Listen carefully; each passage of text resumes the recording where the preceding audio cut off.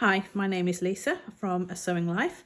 Thanks very much for joining me. In this video, I'm going to make a boxed zip pouch. So I've got 4 pieces of fabric here, which are all exactly the same size. These 2 are the lining, these 2 are the main fabric.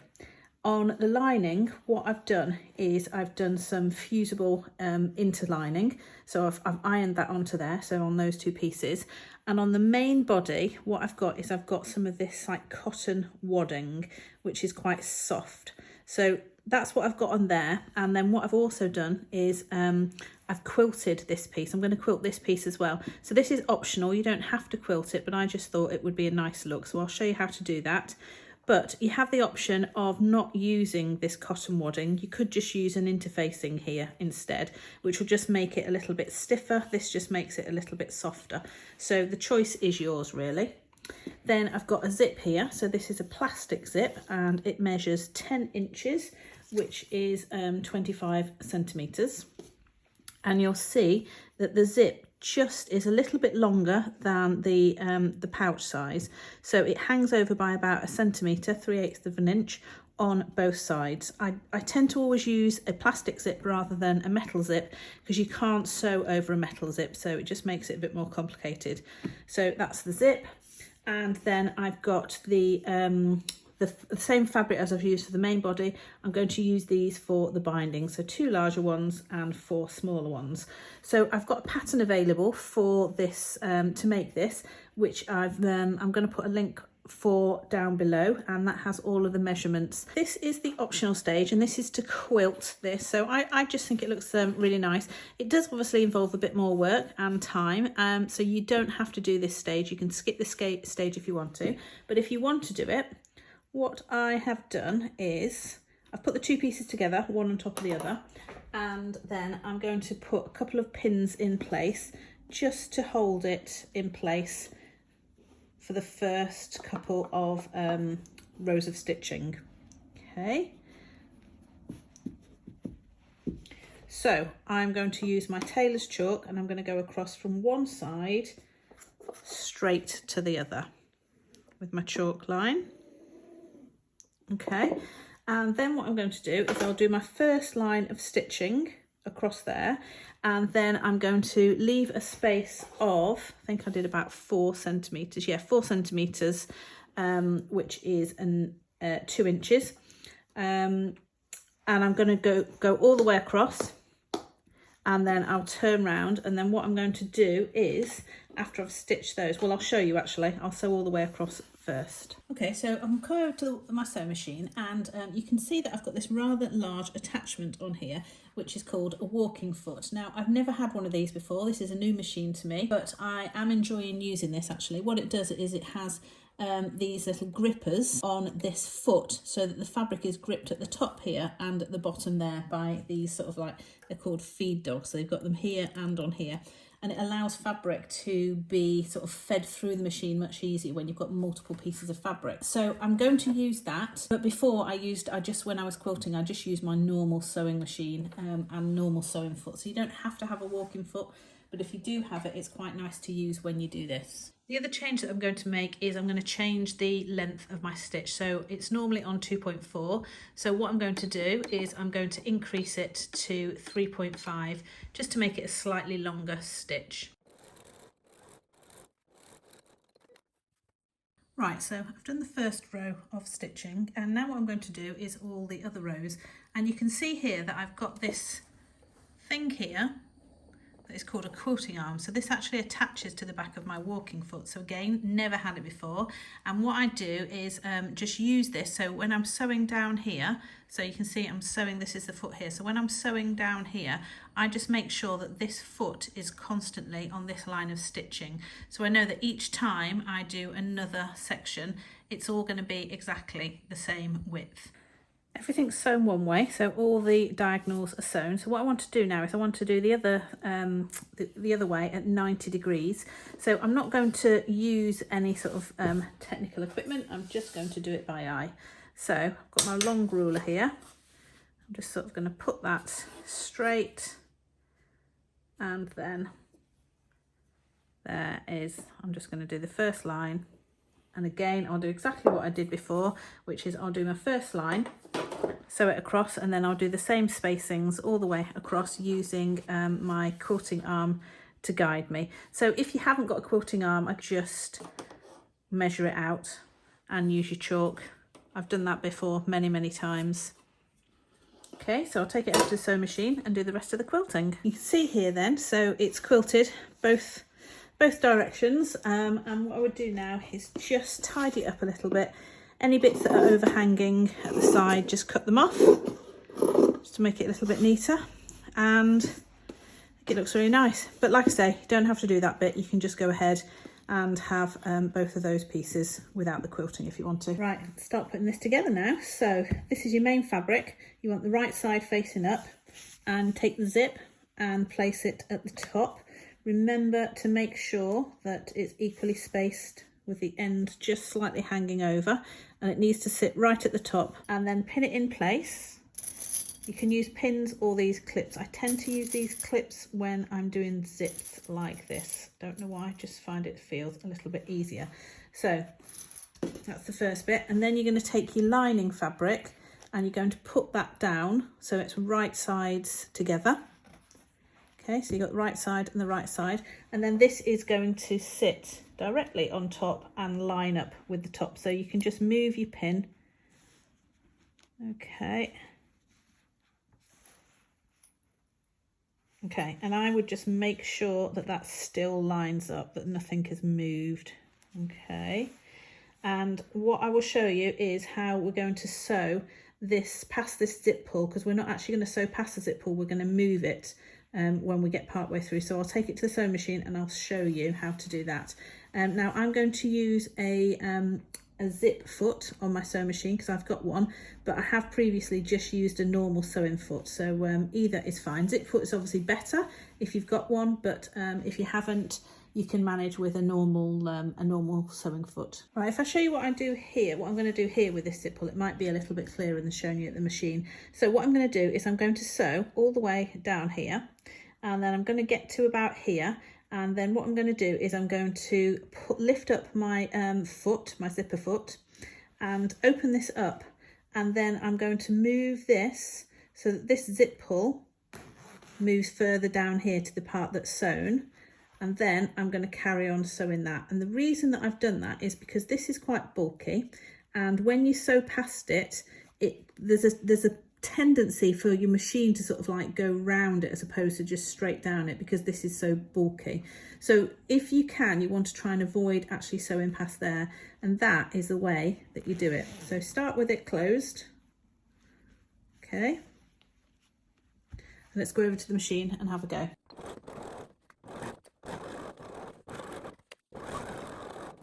Okay, so I'm going to stop here, lift up my foot, go underneath here and just open this up.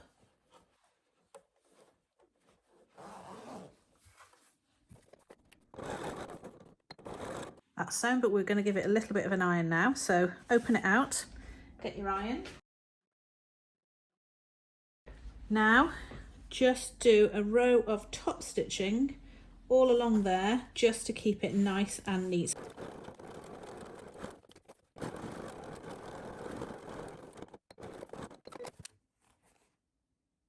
So that's top stitch, that looks nice. And for the next stage now, what you're going to do is put the other piece of fabric on top. So you've got the two right sides together of the main fabric. Okay, and that gets pinned level with the top of the zip. Then turn it over, and the lining, right side and right side again, gets pinned there, again, level with the top of the zip. Now, what I would suggest is just having a little bit of a check at this stage, because it can easily get confusing and you can sew things on the wrong way. So just before you do your next stage, open it out and just check that it looks like that. So just check that you've got your zip, both main sides looking upwards, so right side's up, and then you've got your zip and your lining, both sides looking upwards, so right side's upward. Okay, so just double check that that's what you've got before you go ahead and sew this next stage. So you're going to do exactly the same at this next stage. you're going to sew the zip in 2 parts, whereby you move the zip head so that you don't sew around it. That's sewn now. So if I open that out, you can see that we've got the 2 main sides together and the 2 lining sides together with the zip in the middle.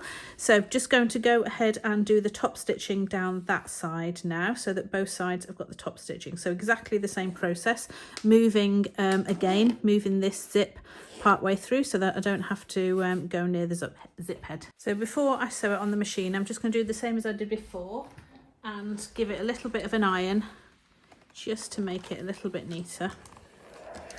And just iron them away from the zip.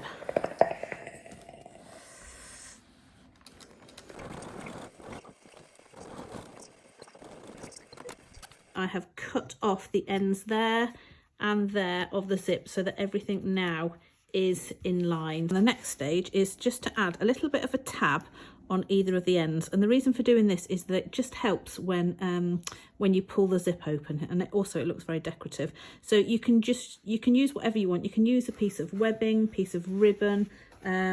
What I've done here is I've taken a piece of the lining fabric and I've just put some interlining on it and folded it in half, and then just folded the edges in, and then I'm just going to fold those in and I'm going to sew that together. So I'm going to sew a line of stitching down there, and then this is actually going to be cut into 2 pieces. And in fact, what I'm going to do is I'm going to have a line of stitching across there to attach them, and then I'm going to do a line of top stitching along there as well, just so that it evens it up and it looks nice.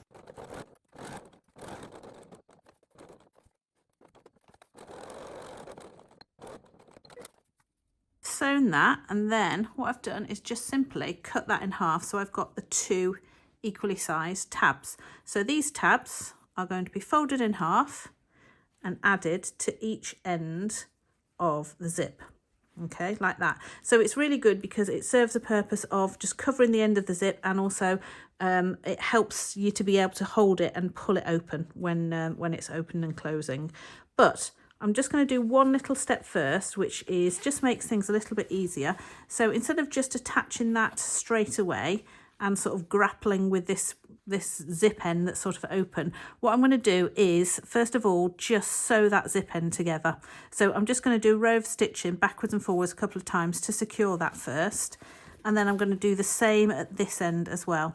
Now I'm going to open that zip because that will make it easier to sew, because what I don't want to do is have to wrangle with this zip pull up here. So I'm going to hold that together there. So okay, so now that we've secured both of these ends, it just makes this next stage a little bit easier. So make sure that this zip is part opened, okay, and then fold this tab in half and line it up with the edge, and then simply pin it there, and then the same on the other end. Okay, pin it in place and then take it over to the sewing machine and sew over there, I would say 3 or 4 times, same thing, 3 or 4 times, just to make it extra secure. They look really great. They're going to look lovely. So next stage is take the 2 main pieces, pin them together and sew down there, and the 2 lining pieces, pin them together and sew down there.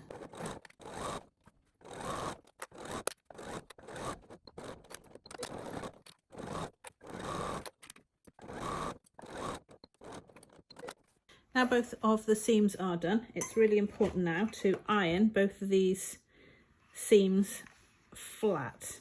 The reason you're going to do this is so that when it sits on the bottom, because this bit is going to sit on the bottom, it sits nice and flat and not twisted.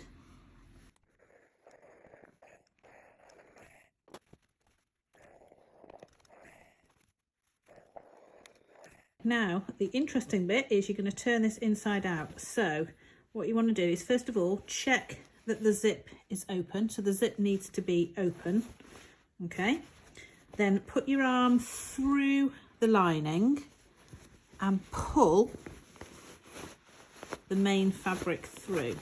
So what you want then is you want to end up with your lining on the outside and your main fabric on the inside.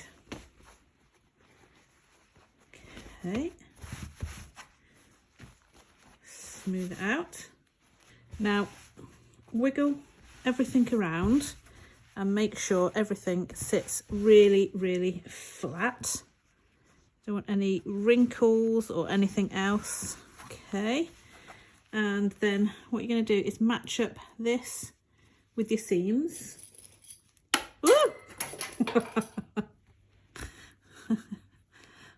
Put a pin in there.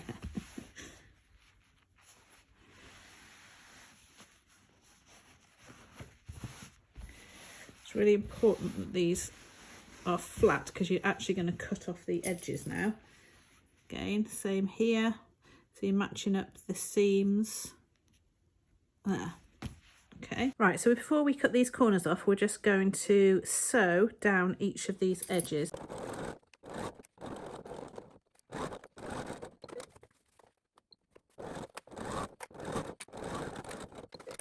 They're sewn now, but what I would say is a top tip is I would just check these edges inside just to make sure that you've not sort of got any gathers or anything, because otherwise your pouch is not going to sit nicely. So that side's fine, and then the other side, yeah, that looks okay, and that looks okay.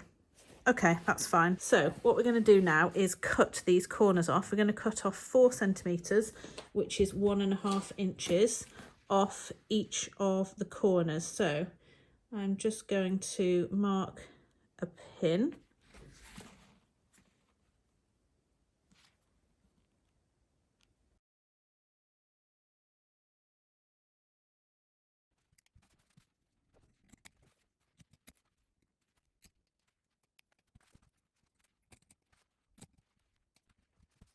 You're going to bind this edge and this edge now. So take your first piece of fabric, and this is just literally the outside fabric because I think it's nice to contrast the two.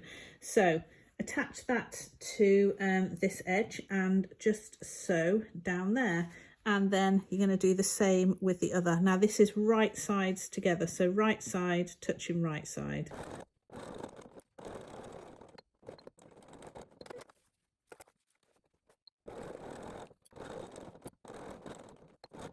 Okay, that's sewn on. Turn it over and turn this under and bring it over here. Pin it in place.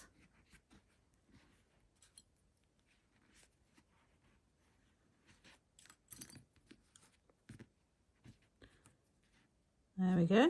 You're going to sew down there and then do the same thing here. Turn it over.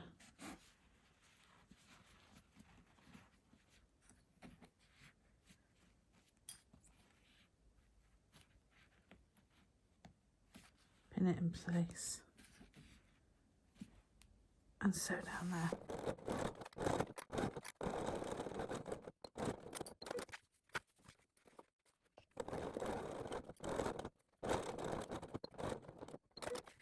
Right, so the first edges are bound now. They're looking good. Right, now we're going to deal with the corners. So they all get treated in exactly the same way. So pull the corners out, okay? Decide which way this is going to lay, so make sure it lays the same way. So I'm going to push mine downwards there. Put a clip on there, one each side. All 4 of the corners are pinned now, so take all 4 of the corners to the sewing machine and sew across each of them. Right, so the corners are sewn now. We're just going to bind them in a second, but I'm just going to do a quick check before I go ahead and bind them, because I just want to check that nothing is sitting out of place on these corners before I do the next stage. So I'm going to go on to the next stage now, which is to do the binding on the corners. So we're going to bind each of the corners now. So they're all going to have exactly the same treatment. You've got the piece of binding here, which is just a piece of the outer fabric. and it's just attached and it's going to be sewn across there. You will see that it's about 1 centimetre longer than the edges either side, 3/8 of an inch, and that's so that this end can be and this end can be turned underneath and there's no raw edges. So we'll take that to the machine and do sew across there, and I'll do all 4 of them at the same time. So all 4 of the edges now have got the binding sewn on. So what you're going to do now is turn the edge underneath, because what you need is a nice clean ending. So turn that underneath, and then you're going to go down and bring that over. Okay, and do that all along. Clip that in place.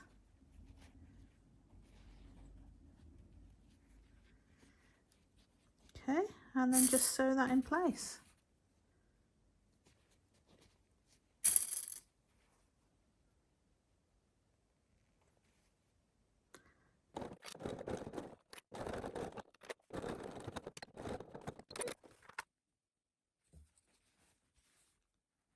Right, so all of the seams are now bound. So you can see inside there's not a single seam that is raw. So all the edges are bound. So it looks lovely inside. So let's turn it inside out now. And then when you pull it, you can hold on to the tab, pull it across. So there we have it, a pouch, quick and easy to make with a beautiful inside. Lovely. So I hope that you have enjoyed this, and I hope that the instructions have been easy to follow and that you're going to make your own. If you're a subscriber, fantastic. If you're not, if you could subscribe, that would be fantastic. If you want to leave a message down below, if you enjoyed the video, it would be really nice if you gave me a comment. Let me know what you think and if you're going to make your own. Okay, well, good luck. Thank you for spending your time with me, and I will see you in the next video. Bye.